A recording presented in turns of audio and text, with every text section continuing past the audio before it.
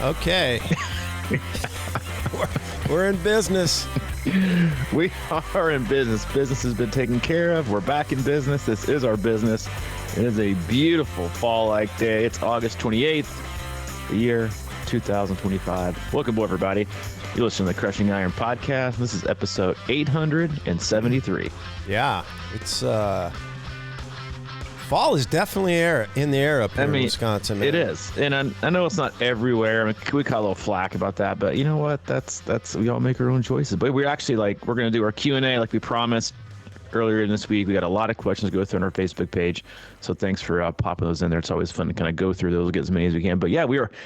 You're doing Madison. We got about 40 athletes. They're doing, the Ironman Wisconsin or our Wisconsin 70.3, and we were doing a little bit of we were being like 100% complete hypocrites. At least I was, but about not looking at the weather. And I was checking out the temps, and I was like, man, like Saturday, perfection. Sunday, perfection. And I told you, like it just begs the question to me, like, why more people don't sign up for these two races. Like, why? I mean, obviously, they took the mass start away, and obviously it's a challenging course, which scares some people. But if I'm an athlete and I'm looking for a race that sets me up for the most success, let me break this down for you real quick, and let's not even call it Ironman Wisconsin. Let's just call it Ironman B. If I told you, or Ironman or a 70.3 B, we'll just call it that. If I told you that you could train all summer, right? May, June, July, August, in hot, humid conditions, you'd be heat acclimated. There's a lot of research that says, heat training is just as good as altitude training. And then I could pretty much guarantee you perfect weather on race day. Not just perfect weather like in the 80s. We're talking like perfect performance weather. Not too hot to where you have to use energy to stay cool. Not too cold to where you have to keep energy to stay warm. But perfect. Cold enough to be wetsuit legal, right? Cold enough at the start, and then perfect temps with the sun on the run. And if I told you could have that, and but for those of you that have kids, it bookends more than likely one of your Labor Days. Your Labor Day, break you get for school. Hayden's out tomorrow, doesn't go back till Wednesday, which is just insane. Anyway, but I'm saying, you could take the whole week off. You're not missing school. You can make it relaxed. It's the perfect pre-weekend, right? You get it's a holiday. You get extra relaxed. If I told you, you'd be like, sign me up. And that is Ironman Wisconsin 70.3. It is that weekend. So it's just every year we go through it. And yes, it's periodically we have it, but I'm like, man, if you're really looking to shine and have your best overall day, yes, it's a challenging course, but that's why we do it anyway. You're trying to get the most out of yourself, then this is arguably the most perfectly timed race on the circuit. Tell me I'm wrong. Well, no, I mean, look, man, I sign up all the time for this race. You're preaching to the choir here, man. But not only that, it's crowd support is awesome, great venue, the whole 9 yards. But yeah, I mean, I think the full might still have some openings if any of you are getting crazy out there. Listen, but hop on it. Yeah, I think I mean, it's weird how. That race we did up there, whatever, the rainy year, it's I don't know. It's too cold up there. It's too rainy. I'm like, shit, dude, I've been to either raced or been to whatever, every Ironman Wisconsin since 2013. And from what I hear, before that, everybody talks about how great the weather has always been up there. And I've seen it. One year it was really terrible, but, it made for a great memory. It did. Yeah, and people keep coming back. But yeah, so we'll be up there next weekend. We'll do a little race preview next week. But today we got our Q&A, so we'll get through probably not get through all of them. We'll try to do the best we can to get through most of them. And again, appreciate you guys popping in there in our group. That's Crushing Iron Group on Facebook. Popping in your questions. We'll do the best we can to answer them. First one from Jackson Granger. Can you talk I'll take this one. Can you talk about how to approach training when you get sick with something semi-serious like the COVID or the flu during peak weeks right before a taper? Would you approach this differently with a 70.3 compared to a full? And this also got, for context, it got 7 likes and a comment. Listen, like, I don't care when you get sick. I just care about how you actually handle it. And I actually think, like, yeah, I mean, there's really, because here's the thing is, like, I think people really overdo the, like, I'm getting this in peak or I'm getting this in the bill. Like, time is time. And it's still cumulative, right? It's like it's still important time, whether you lost it in May or you losing it in August. A lot of times, like, leading up to a race, you're probably actually better off, like, maybe skipping a day or two, because you're at least you're gonna be more fresh and you're gonna be farther away from kind of like tipping over that overtraining phase. When it comes to getting sick, like, whatever it is, I always say, like, if you can stay active, zone 1, zone 2 rides and runs, I probably just I probably wouldn't swim, but I would take, like, I would still train. I would still do easy stuff. And then, as usual, like, I'd pick stuff up on the back end, like, raise the heart rate, get things circulating. I know that's worked well for me and a lot of athletes. Like, that's the recommendation that I give. I know a lot of people will tell you, like, oh, just lay on the couch and drink a lot of fluids. And yes, drink a lot of fluids. But, like, I'm telling you, I've never met anybody who's, like, just being sedentary makes you feel better. Like, get out for a walk, go for an easy spin, run a little bit, add in some pickups just to kind of, like, test things out. And I think that's going to be, the best way to handle it. I mean, it happens, but the best you can do is, I would say, like, sleep in, like, always. But that's with all things, right? It's like, I don't think it's anything different than to me, feeling sick is the same thing as feeling like when you wake up, like, way too sore, or like you feel like you're overtrained. Like, I overdid it, I didn't get enough sleep, or not overtrained, I'm under recovered. To me, it's the exact same thing, exact same protocol. Okay, well, maybe try to sleep in the next day, try to sneak in a nap if you can, make sure you're hydrated, make sure you're fueling with all the right stuff you're supposed to fuel with, and start your workout and see if you can at least go easy. It's the same thing. I'm not against, like, I'm not for the, like, let's just shut it all down and be, completely sedentary and wait till it passes. I mean, I actually think for most people that probably prolongs it, but that's just me. I'm not a doctor. Yeah. That's interesting. I mean, I do think that during taper, it's a weird thing because, like, it's your body is kind of like when you're training hard, you're going through, it needs all the energy to kind of focus on the training and all that kind of stuff. And then you taper and it's like your boys that are in the, the cells in the body kind of get there and, like, nah, we got a little free time. Let's go start working on cleaning out this over here.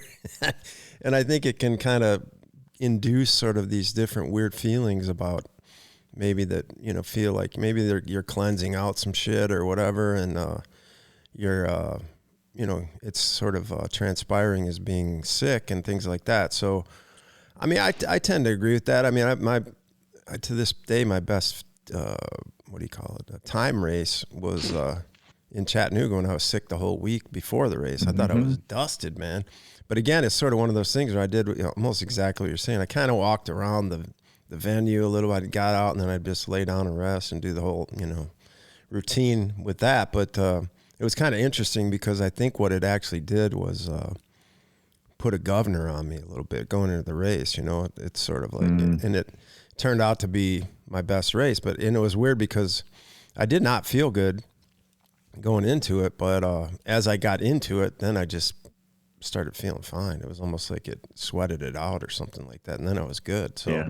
I just look at it like that. But I mean, there's a million ways to kind of address that, but I do think it's interesting in taper because we also have more time to kind of psychosomatically get in our heads about shit. But one of my things during this time is I really just kind of dive back into my deep breathing type thing because you're not doing as much exercise, cardio stuff. So you can kind of save your energy, but still get that, breathing to make sure you're staying healthy.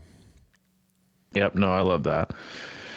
Next up, how to train your brain and overcome a mental barrier that obstructs your progress. For example, when you do all the training right, but cannot make your body go faster. What do you have to say on that? Say that again. How do you get She's asking like how to train your brain to overcome like mental barriers that obstruct your progress. Like basically she's saying like, I do all the training right, but can't make your body run faster. And also like that goes with another comment that was tips to push past, this is a great one for you, tips to push past the pain and mental barriers in the last half marathon of a full. Yeah, I mean, since day one, and I work on this myself because like I said last week, I think, or last time, I'm really trying to figure out how to get my mind mentally ready to do that. And you have to, I think it's so much mental because, you forget that pain that you're going to face on the marathon or whatever at the end of a 70.3 or something like that in the run. And you just have to, it's not an injury, thing. It's just sort of this pain, and you just have to be able to, I don't know, man. It's just, I think you got to work at it. You got to train at it. And, you got to look for those feelings in training. That's what I kind of think about. And sometimes maybe if you're under field on a training ride or run or something like that, just kind of think about like, how do you get through that? And then realize that, all you've been working on is for this kind of, most of us, if we're training for a race, and that's kind of what it is that, are you going to get out there and just kind of fold, or are you going to just figure out a way? And, to me, I do think though that takes training, mentally. Yeah. It's just sort of like, this is an interesting thought, I think, because I was watching this video, this guy on, I'm really interested in, they're talking about meditation, right? And everybody wants to talk about meditation as in just sit down and clear your head and let all the thoughts fade away and just be, whatever. But this guy was like, no, really what it is like an active process in the sense of like, you do try to get that. You sit there and you get in your breath, for example, and you just breathe. And then thoughts invariably come in. It's like, I got to return that email. I'm going to, blah, blah, blah. And then you acknowledge that. And then you just sort of consciously bring your mind back to your breath. So it's like a practice of acknowledging something and then working on getting better at controlling your mind, if that makes sense. So like, I love that. I mean, you're so on it too. Is like, I think people think it's like something simple as I'm just not like tough enough. I think it generally falls into two categories. I think a lot of athletes don't know their real pain threshold because they generally probably work out too frequently, too like semi-hard. So they never take things really, really easy. So they can't ever go really, really, really hard to generate enough speed or much force, or enough velocity in whatever they're doing to create a higher level of pain. Right. It's like if you go into every, and those tend to unlock things. Like if you go into every single ride or run overly fatigued from running the same, the high zone 3 the whole time, like you're never going to do 20, 25 watts higher.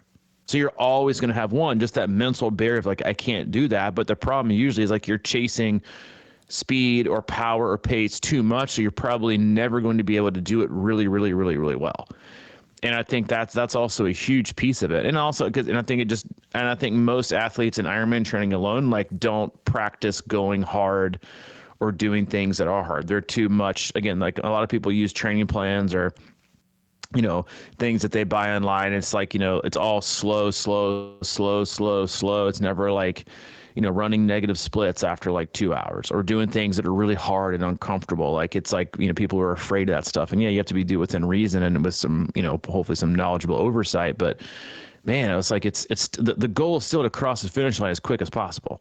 Mm-hmm. It's not to see how slow you can cross the finish line. And I think especially for like fulls, and I think it's important for people to tell you, like, it's really, really going to hurt. And I think just accepting that, like that the last half marathon 10K is going to be really, really painful. And you just got to suck it up and get it done. Like the faster you move, the sooner it's over with. And just kind of sitting in that pain. And I think like the longer you sit in the pain, the longer you can ask yourself questions like, can I push even more? Or why am I trying to pull back? Or do I even need to pull back? And one, I think like a lot of people see things on their watch that scare them. Not because in reality they need to be scared, but they just made up in their head that, 260 watts is too hard, or 180 heart rate is too high. And I'm like, it might kill me, which is, first of all, ridiculous. But, like, hopefully those days are gone. Like, I think I'm going to hurt myself if I go. No, that's not how it works. Like, that's just your heart rate working really, really, really, really hard. So I think, like, just in doing things that practice that and asking yourself those questions, some of that's like going in that meditative state, right? Like you said, that, you need to, sit with things and then ask yourself those questions. Like, do I really need to pull back, or is this just my, defense mechanism? Trying to protect, because it is, right? It's your body and your brain being like, what are you doing to me? You like push it. You're like, no, it's like it was a giant argument going on. But if you can convince yourself and own it, the mind can control that stuff. And but you just have to practice it. And like you said, be present in the moment, right? You're not going to have Zwift or your favorite YouTube video or your favorite, R&B song that's playing to get you pumped up on the last, like, you're going to have to dig deep on your own in silence. Yeah. And I do think that's kind of the dilemma of what we do sometimes, right? Because that certainly doesn't on the surface feel like the best thing to do for your body. You know what I mean? I think that's one of these things about doing endurance sports, that it may not be like, if you were to like lay out the perfect health plan for your body, running through tremendous amounts of pain and, suffering and all these kind of things may not on the surface seem like the right thing to do for you in the long term. But it's kind of why we get into it. And I think that there's a different sort of benefit that we get from it, because you do kind of push the limits. And I think that most people would say that whatever you're doing, sometimes you're going to be, I guess it's like sort of unbalanced with, how you feel. It's kind of like stretching the boundaries. And, really that's kind of the essence of this sport, is what I've understood. I never understood endurance sports until I got in it, and I still don't a lot of times. But to me, that is almost the essence of it, is really sort of like making yourself, or getting through these really tough, uncomfortable moments. Yeah, I love that. It's just, you got to practice it, but you've got to have the energy to practice it well. Because if you don't, you're more likely to cave, right? You don't have energy, you're not sleeping well, you're under-recovered, you're not mentally and emotionally like at the top of your game, then you're significantly more likely to give in, right? Just like anything else, like, it's, hungry, alone, lonely, tired, whatever it is, what HALT stand for. Like, if you're all those things in training and in life, like, you're probably going to make mistakes, and that's generally what happens. Sabrina Miller, how to lose weight while training and not compromising your performance by being in a deficit. This would be great to hear how you did it, Robbie. I know you got into Try for this reason. Man, that was forever ago. But there's 8 likes on there. And then someone else. It's an ongoing question, I think, about it. It really is. I mean, and there's another question. Yes, on this, I'm going crazy trying to work out, feeling just enough for workouts. Yeah. Well, fuck it. This is like one of those topics people shy away from, but I'm just going to like lay it down. I think it's probably one of the hardest. Nutrition and fueling is probably most people's biggest obstacle to progress. And that goes for I had this conversation offline with, some other athletes earlier this week based on another podcast that I thought was giving out like some of the most ridiculous, shittiest recommendations possible, blanket statements for professionals, but then age groupers are going to use to them. The truth of the matter is this. I don't have any statistics to back this up, but having been in the sport for as long as I have, 20 years, and being around races and spectating, I would venture to say 30%, 40% maybe of a 3,000, participant Ironman, like 30 to 40% of those people probably register somewhere on the overweight scale, right? People get into the sport to take their life back. They get into it, to later in life, they put on weight. They've had pregnancies. They can't get that weight off, and generally it's harder, right? For a lot of us as we age to keep weight off. It's just, that's our body, right? That's metabolism. And I think at some point, like, you have to ask yourself, because I mean, you probably deal with it every year with the athletes you work with too. Like, every year I talk to athletes, they're like, I keep putting on weight during Ironman training. Like, I'm so hungry. And I'm like, well, you're probably eating like all the, all the wrong things. It's not a license to treat your body like a dumpster. And because I don't know, I have a huge, not a huge problem, but I do. Yeah, I guess I do have a huge problem. Like, what we do with endurance sports is healthy to a great degree, right? It helps your mind, helps your soul, helps you deal with life, helps you, take charge of your health, but also, like, doing, like, I mean, any endurance athlete would probably say is doing these over and over and over and over and over again, like, 4 or 5 times a year, like, probably isn't the most outstanding thing for your body, right? And so you compound that with the fact that a lot of that time during those periods of time, you're shoveling it's significant amounts of processed foods down your throat.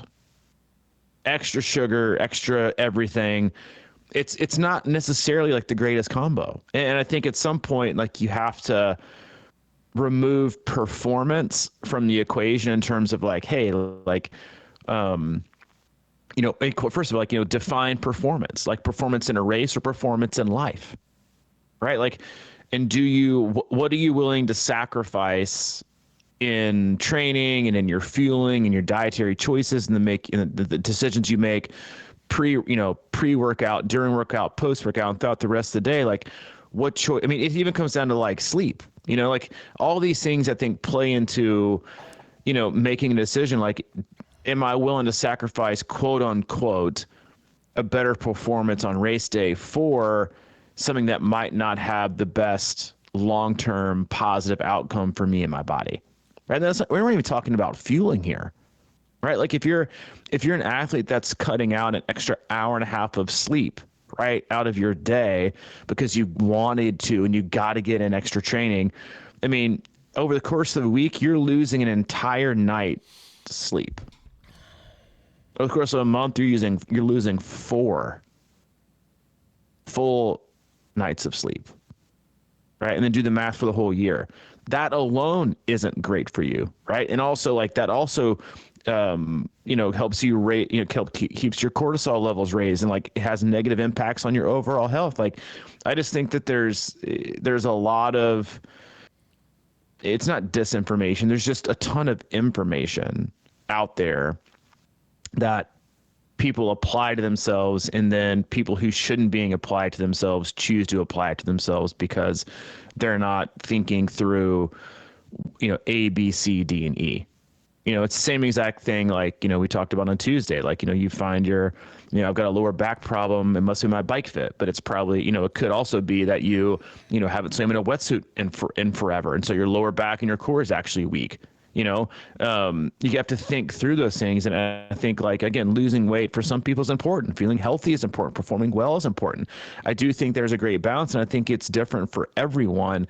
And I do think at some point, like, it comes down to, a choice, like, what kind of, because, I mean, I'll tell you this, like, I mean, every coach works with a variety of athletes that all come down with or get sick or don't get sick, right? Or that come down with chronic illnesses or fatigue, like, all these things. And they're all, symptoms that they have. And, sometimes you're like, man, I wonder if what we're doing is really, really, like, great for the long term, and I'm all for treating your body as your own personal, one-off experiment.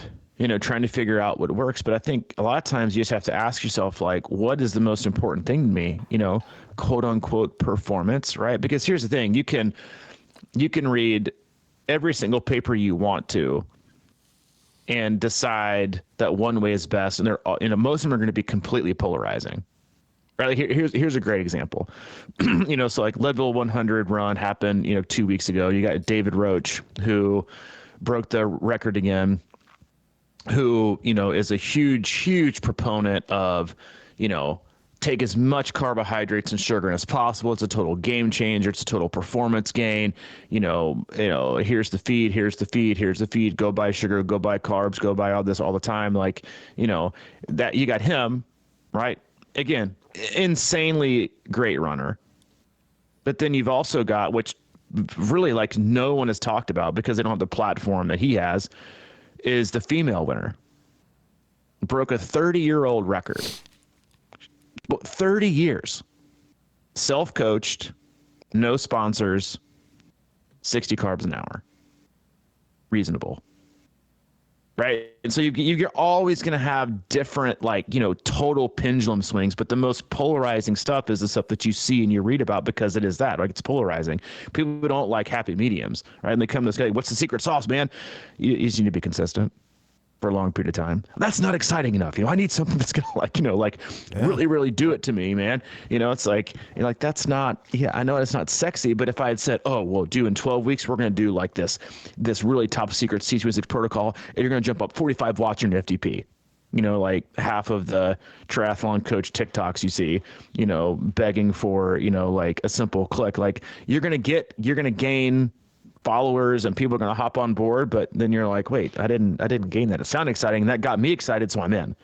But then it's not the case, right? You just have to do your own work. So like everyone who liked that post or looked at it, like you generally, like, I have this conversation with myself, with athletes all the time, you know, and as coaches, I think we have a responsibility to educate our athletes and be willing to go every single which way, you know, but we all, I think, have a responsibility to nudge them to a direction that is, in my opinion, probably best for their overall health. And it might not be high performance but all you can do is educate them, right? Just like giving them the workouts they're supposed to, and then they want to go 2 hours extra and go at zone 4 the whole time. Like, you can set them up for success, you know? So like losing weight and performance and how you feel, like, you know, I honestly, like, I wouldn't even focus so much on, like, you know, quote unquote losing weight, because you could be putting on muscle, right? Like muscle, you could be gaining muscle and losing fat and still put on weight or stay even. So to me, it's like, you know, how can I be the healthiest version of myself in what I do every day? And are the choices I'm making outside of training with my fueling, right? Is 2 bowls of Apple Jacks probably the best pre-ride, you know, fuel? Probably not, right? You know, is 2 containers of peanut butter filled pretzels the best, like, thing to snack on all day in the weekends? Probably not, right? Are there choices you can make that are different? For sure. You know, and sometimes you just have to play with it. But I think, and unfortunately, like in the way that we've created the problem in America, is that the most expensive stuff is the healthiest stuff for you. The cheapest stuff, I mean, I can go buy 19 boxes of fucking Cinnamon Toast Crunch for Hayden. It'll cost me less money than buying like a ribeye. It's insane. So it doesn't make it any easier. But then you look at the cost of gels, and like, you're like, how much are you charging me for like one gel, right? To do all this stuff.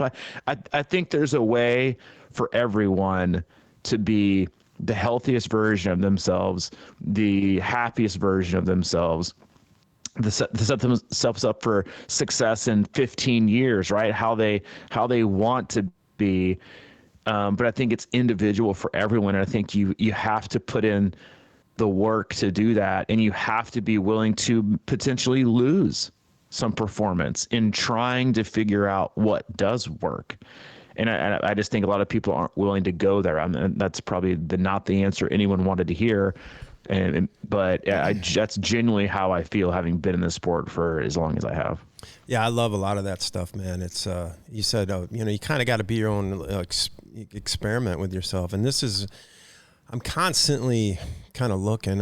We talked about last time about how, you know, there's so many different opinions. Like you said, there's so much information out there, and, you know, so much of it does kind of, I think, come down to these discoveries you make and what works for you. And I'm really this time, you know, sincerely being a guinea pig on myself and trying different things. And, you know, this, to me, in some ways, the question is so interesting, because it's like, quote unquote, like losing weight without the deficit. And, you know, if you're training for Ironman, I definitely think that there's a real challenge there sometimes. I know I go through it sometimes. I actually bought a scale this year, and I kind of shit canned that thing for a while ago because of what you're talking about. I was starting to feel good, and felt like I was getting stronger. Maybe it is muscle. Some days it's this, like I could waver, 5 pounds in a day. I'd be like, what? It was just starting to get in my head.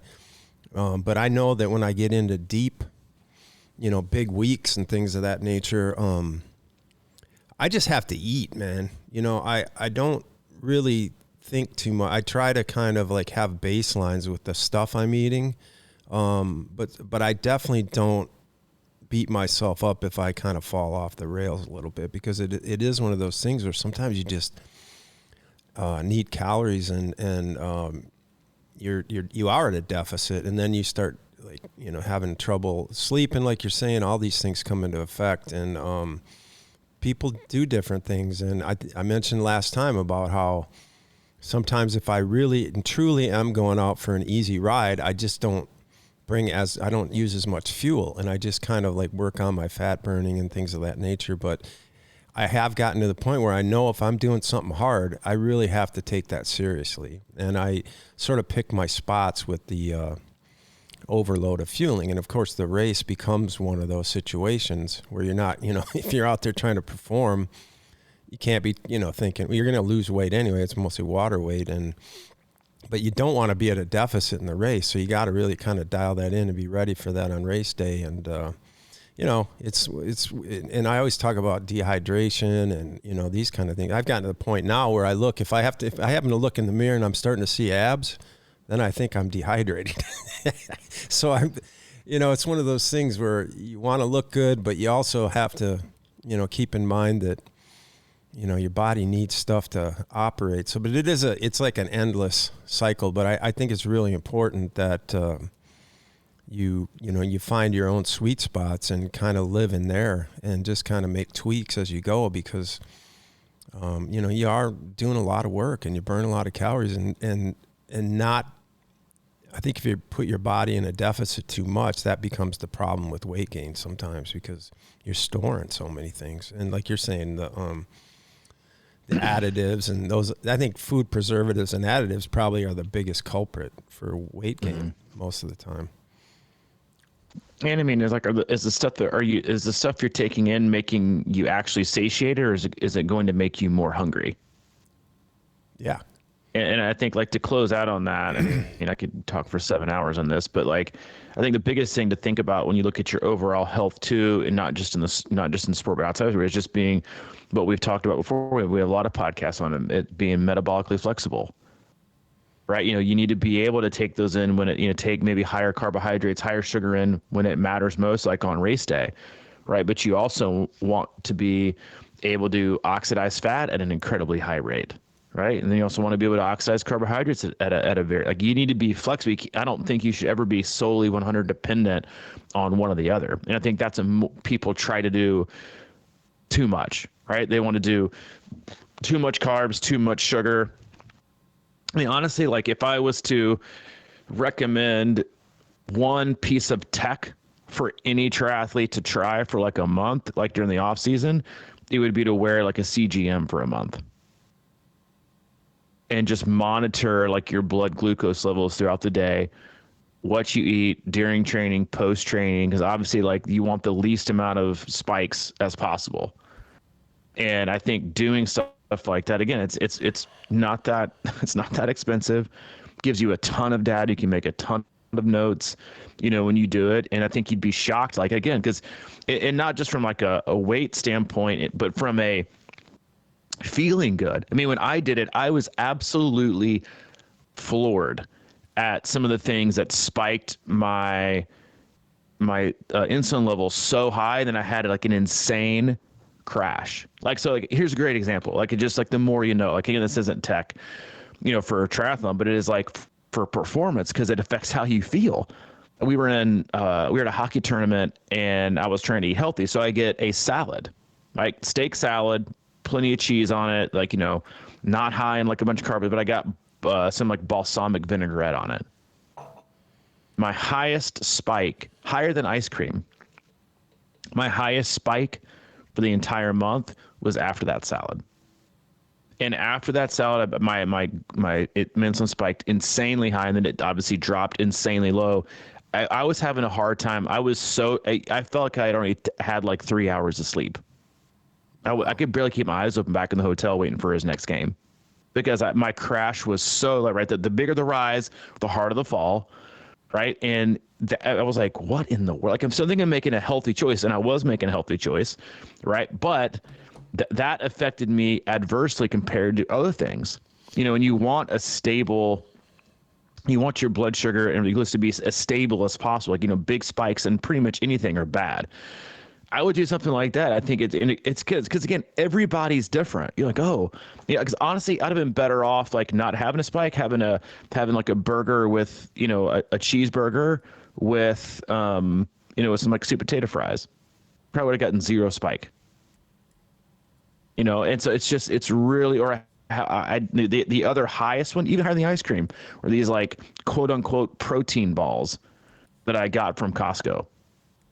Insane spike, because I kept wondering, like, I'd have dinner every night, and then I was like, man, I want something like kind of sweet, I want like something in my palate, but I'm gonna get something healthy. I'm gonna get one of these, insanely processed, protein balls, but it says a protein ball, so it's got to be good for me. This is the new one, man.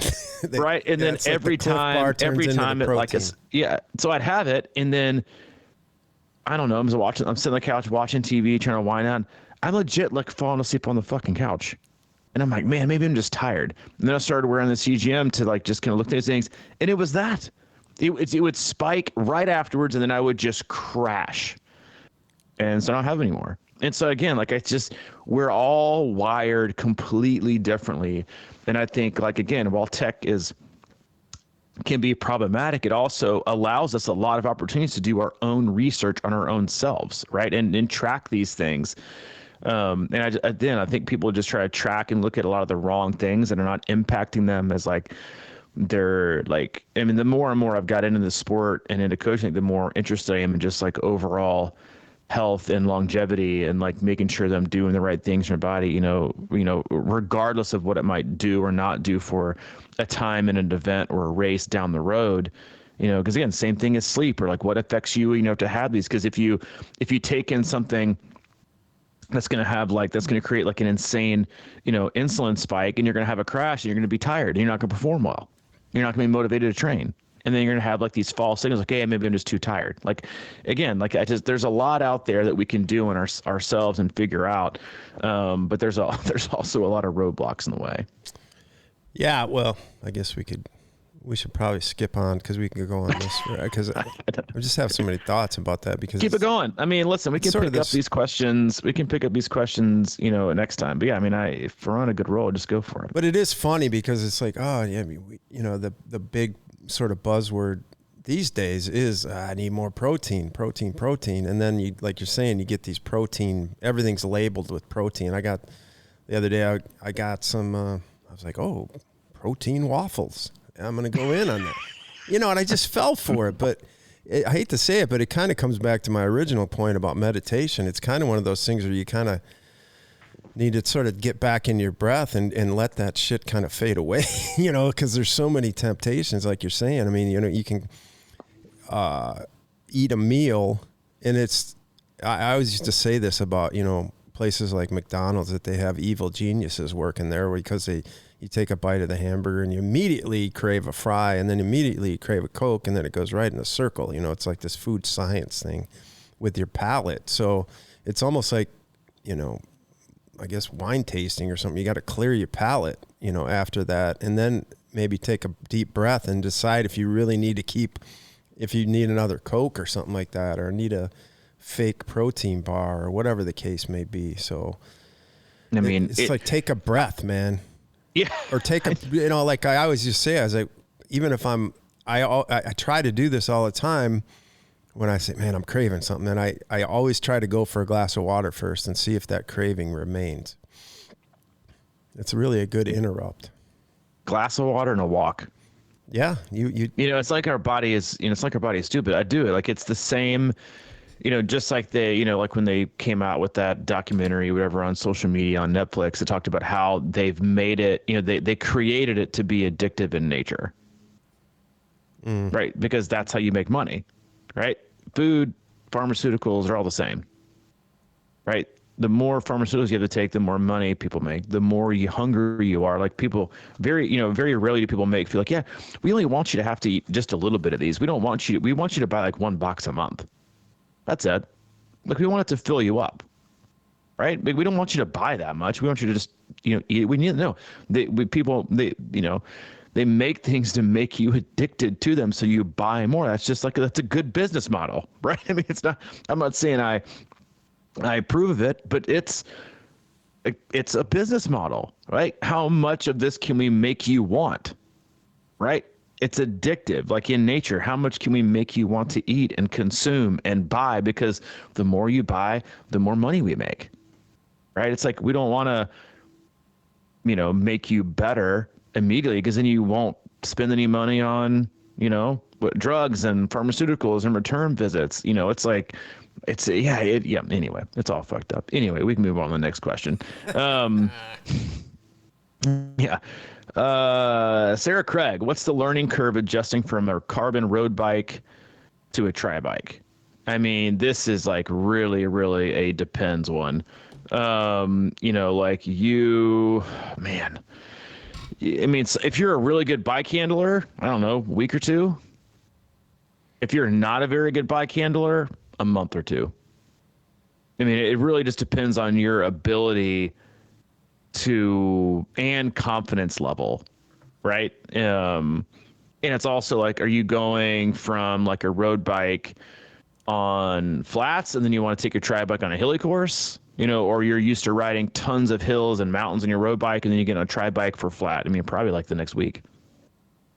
It's really more about the bike handler to me than it is about the transition from one bike to another.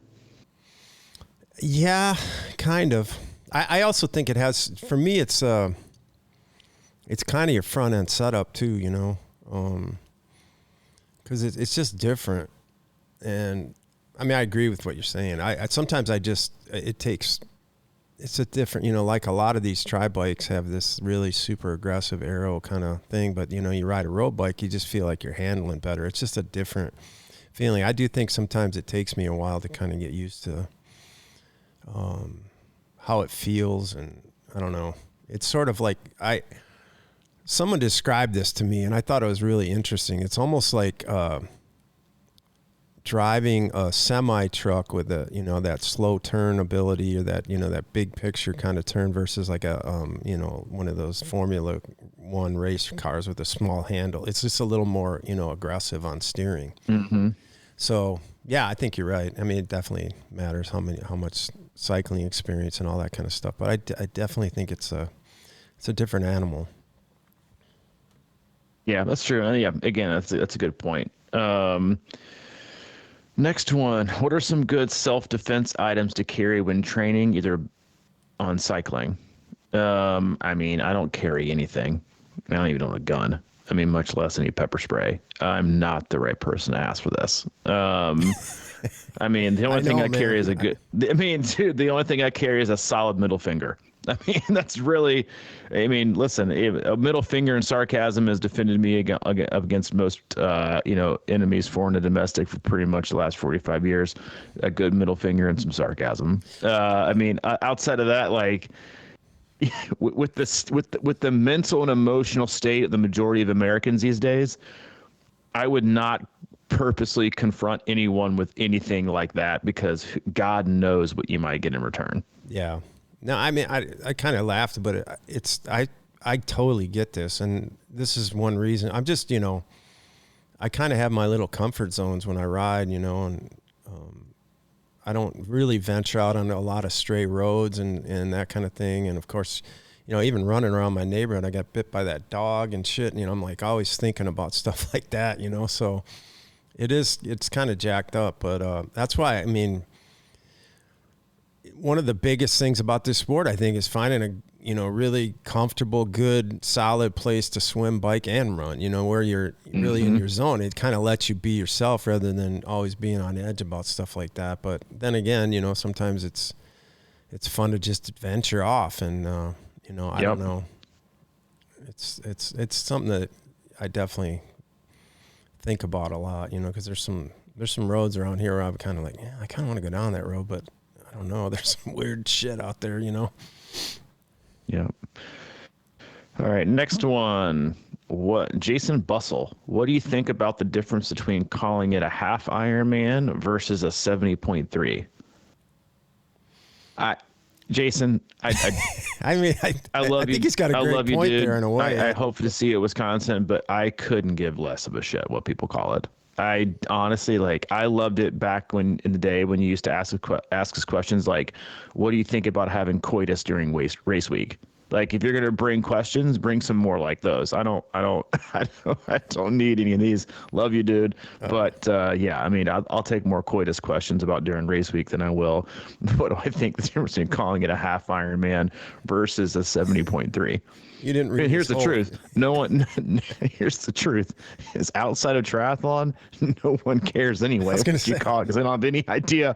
They don't have any idea what it is, and all they're going to do is ask you if you did Kona. If you said no, they're going to look at you like you're an out of shape beginner. Yeah, I mean, he's got a lot of words there. I think he's been really thinking about this. Yeah, I mean, I cut to the nitty gritty on this one. But he also writes in his last sentence, but everyone understands what half Ironman is. So I'm going to keep calling them half Ironman. It's like, dude, I'm just going to tell you right now, Jason, you roll up on the street, like you go stand outside of your local Costco and you ask people what a half Ironman is, they're going to think it's like one of those strongman competitions and you only lasted through half of it. Yeah, exactly. Right. That's all. No one literally has. I mean, to this day, I've been doing triathlons for 20 years, coaching for over 10, and my extended family is like, hey, are you still doing those marathons? I know. Yeah, when's your run? Idea. Hey, how's your run? It's like they don't have. You do all. So how many days do you do that in? Like, I do the same day, all at once? Yeah, all at once. Because if you took breaks, you'd quit. Yes, you'd do it all at once. Yeah, literally, no one cares. I don't know. Yeah, I'm just trying to get ready for my 140.6. You're actually trying to get ready for your 2 half Ironmans in one day. Oh, that's right. Yeah. Okay, here's the question. What I mean, this half is Ironman what Ultra. Sounds more impressive? An Ironman or 2 half Ironmans? In one day, yeah. Ooh. I know, right? Now you're going to start calling it. Well, yeah, if you literally did it in order, I think a half would be more impressive. For sure. Hey, that actually might be a pretty cool event. That's an interesting idea. Yeah, we just trademarked it. Don't even look it up. We'll try sneaking a few more. In addition to it depends. I feel like you're trolling me right now, John Hansen. What are some good ways to structure open water swim workouts? I'm lucky to have a body of water close by, perfect for training, 1,200 meters per lap. Other than swimming 2 to 4 laps, it's difficult to spice up. I mean, this is pretty simple. Create, if you want to do, not even by meters, but I would just set like a 45-minute, 50-minute clock. Because if you're not going to swim for that long in water, you're just floating. Go out and set a 45-minute timer. So structure your workout on your watch and just do intervals and have it beep. That way you don't have to look at your watch because it's ridiculous and pointless. That way it'll just beep at you when the intervals and just do, 2 minutes easy, 2 minutes easy, 1 minute steady, 30 seconds, 90%, and then just, go in Training Peaks and do, scroll through that 9 times. Done. It's so easy to do stuff like this. People try to make overcomplicate them, or do swim easy for 3 minutes, zone 2 for 3, 1 minute, zone 2 for 3 minutes, zone 3 for 2 minutes, and then 30 seconds all out, and then do like a minute recovery. Just do stuff like that. And don't allow yourself to stop and tread water. Keep swimming. You can't tread water and stop in a race. Keep swimming. It's easy stuff like that. I mean, people, again, make it so complicated. If you generally know how long it takes you to swim 200 yards and you want to get in the open water and do 10 times 200s, let's say it takes you 3 minutes to do a 200, then just set your watch on, to create an interval that's, 3 minutes long, and then 20 seconds, and then a 20-second interval. So you're going to swim for around 200 yards, solid, and then just do super easy strokes or even backstrokes for like 15 seconds to rest and then back over. Like it's very, very simple to do stuff like that to give it nice, fun, and exciting, and you don't have to look at your watch. Yeah. Well, I mean, I do a lot of that. So my thing is almost exactly what you're saying. I do it by strokes, though. I just kind of know what my 100, how many strokes I do in 100. And I like to count strokes anyway. I like to keep my mind sort of occupied with that or some kind of mantra. But yeah, if I think my 100 yards is roughly 55 strokes or 60 or whatever, I'll just do hundreds like that, or I'll double it for 200s. And then I just breaststroke like for 10 seconds or 15 seconds as my rest or something, and then I get back into it. And it's just, to me, that I don't really, because of the outdoor Garmin swim open water shit is so off anyway. I just do that, and I'm in the ballpark usually, and then a lot of times I'll just, if I got 200s, which I might do today, I'll just do that breaststroke for 15 seconds. It's like, I always feel like, well, it's it's probably a little bit more action than standing at the end of a lane, so it's not like rest, but yeah, it's active recovery. Yeah. So that's kind of how I do like it. That. You're even go out there and try to do a swim-a-getty. Today? No, I mean, just do like you said, like I use stroke rate too. A lot of times, like just do stroke rate, do 15 seconds, after you get warmed up, do 15 strokes hard, 15 strokes easy, 30 strokes hard, 30 strokes easy, 45 strokes hard, 45, and then work you up to 90 and pyramid your way back. Yeah. There's a lot of stuff that you can do, stuff like that. All right. We'll call it the last one. Yeah. Oh, your boy, Andrew Specht. Oh, this is a tough question for me, man. You can go. For Madison, can you talk about the trade of extra effort versus time saved on the bike? I know I had an interesting revelation when going from an intensity factor of 0.8, so like 80% effort, to 0.7, about 70% effort. Will cost me about 15 minutes total, but it feels like this is a small price for a much easier bike that should result in a better run. Is the impact really that big in general?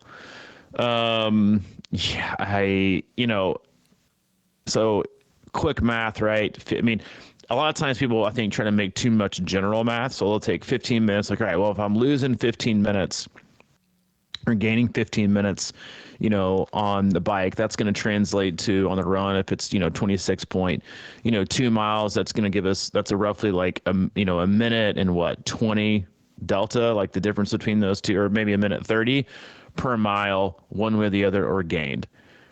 And to me, I mean, I don't like to go like back and forth that much. I would just generally say, like, if you're saving 15 minutes, and you can handle running 12-minute miles 5 minutes longer than you start to do your first walk, then you're already in better shape.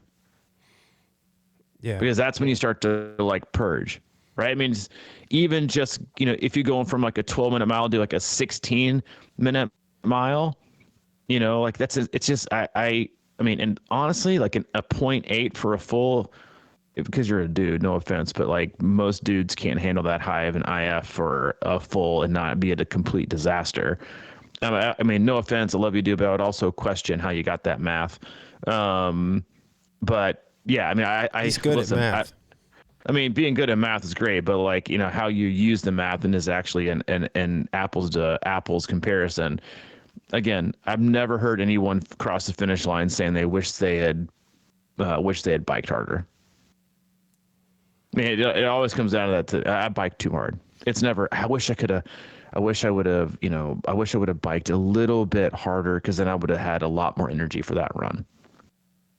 Save it. I mean, generally, like for dudes, most of the time, like the 0.68 to points high, like 0.75 is generally like a really, really, really good spot. And that's if your threshold is even like remotely close to accurate.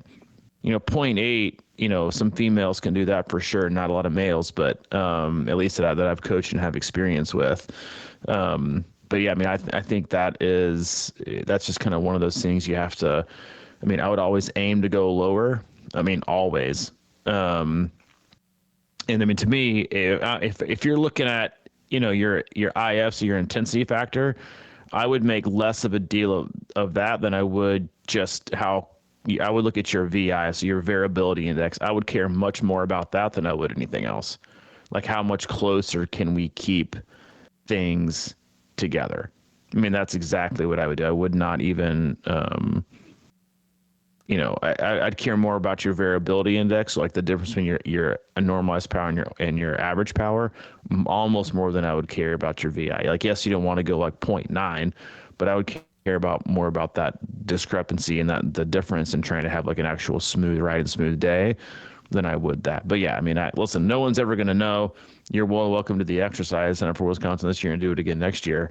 But yeah, I mean, when in doubt, I would save a little bit. I mean, it goes back to one of our, quotes we use about if you're going off feel, it's, on the Ironman, it's if you feel like you're going too fast, you're going way too fast. If you feel like you're going, just about right, you're going too fast. If you feel like you're going too slow, you're going just about right. And that would definitely not be 0.8. That's just me. Yeah, I think, I mean, that feel thing is just interesting. And to me, it depends on what part of the race I'm at. Sometimes I don't know, because sometimes I would look at this and say, well, what about 0.72 or something like that? Because sometimes, I mean, that's a random thought, but sometimes, I don't want to say going too slow. If I go too slow, sometimes for me personally, it feels like I'm going too slow. You know what I mean? Mm-hmm. There's something to be said for kind of like being just on that. And I love how you identify that. And it's like, if you feel like you're going too slow, maybe then you can be like, well, I'm going to go just a hair faster or a little more energy. You know what I mean? To kind of just keep you engaged. That's one of the things that I think about a lot or worry about is just kind of being lollygag a little bit, because to me, riding 112 miles, it's going to, stick your run legs no matter what. And at some point you got to kind of revert back to question number 2, which is like, how do you get through this mentally on the run? And I'm just not that good at paying attention to those sorts of numbers. I have to play it by feel, because I mean, if I go out there and say I'm going to do this, but maybe I might feel a little bit better, so I got to take that into account and use it. So mm-hmm. I've had success going both ways, and I've had failures going both ways. So it's kind of like a game time decision, over and over and over. I mean, I'd always have, prefer to have more juice, but also, it kind of goes to like, what kind of juice do you have for the run? If you're, like I say, you're coming off injury and you haven't run a lot, but you've got like super strong swim and like insane bike power, then you might push it a little bit.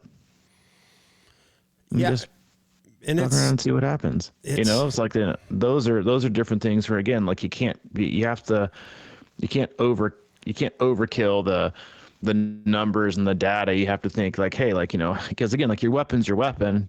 You don't want to ruin your race. But again, like if you're woefully undertrained in the run, and like, that there's, you're going to hit that just make it through walk run eventually, and you're not going to have that much speed or durability out of the gate, then I might just fucking hammer it.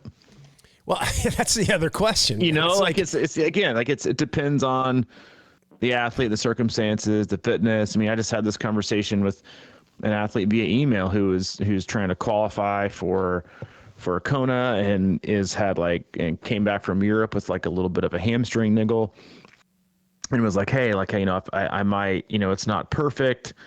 I did 8 miles, but it's not, I can feel it's a little bit sore, help me decide if I should make this trip or not, and I was like, well, first of all, like, I think a lot of athletes get stuck in this is like waiting for the perfect time to race. And what I told him, I was like, well, who's to say that a week before Arizona, which is the other race you could do, that you're not going to get sick, or you're not going to be playing tennis and sprain an ankle? Like, what then? You're going to bail on that one again and just not race this year?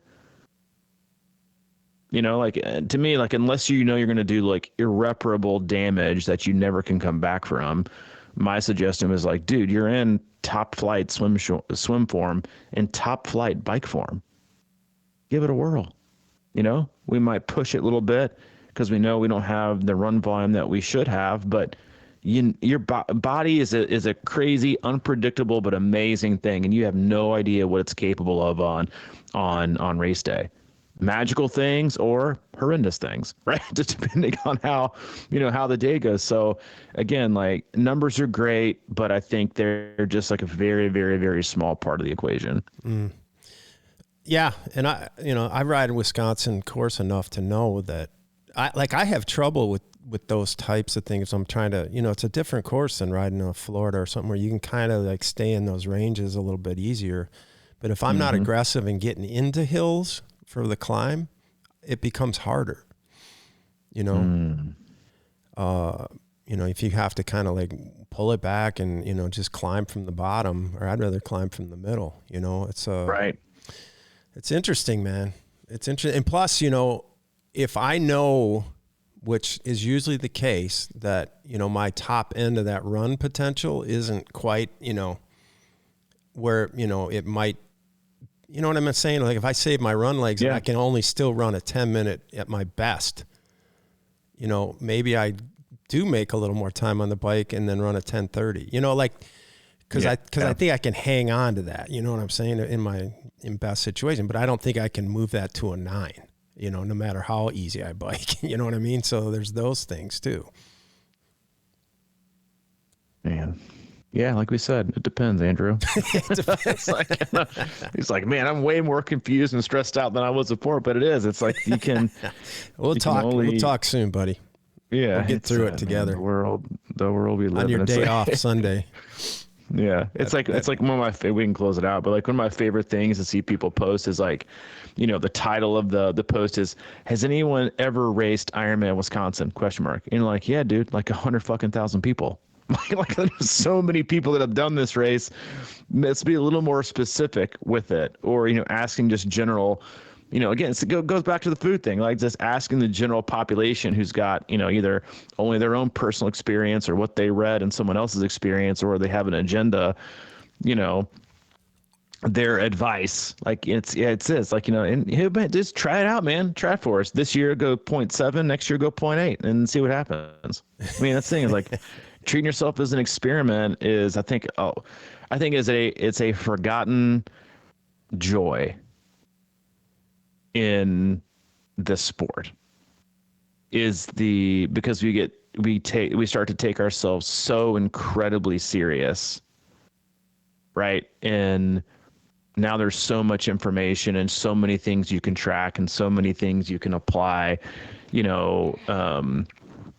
and everything's got to be precise and it's all precision related. And it's like, I mean, some of the great fun about some of this is just experimenting with stuff and just seeing what works out and figures your way out in the end, but we've gotten to take ourselves way too seriously, at least I'm not talking about like just on race day, but like, just, see what happens. I mean, accidents, maybe a happy accident will happen, you'll just freaking crush it on a 0.99 IF.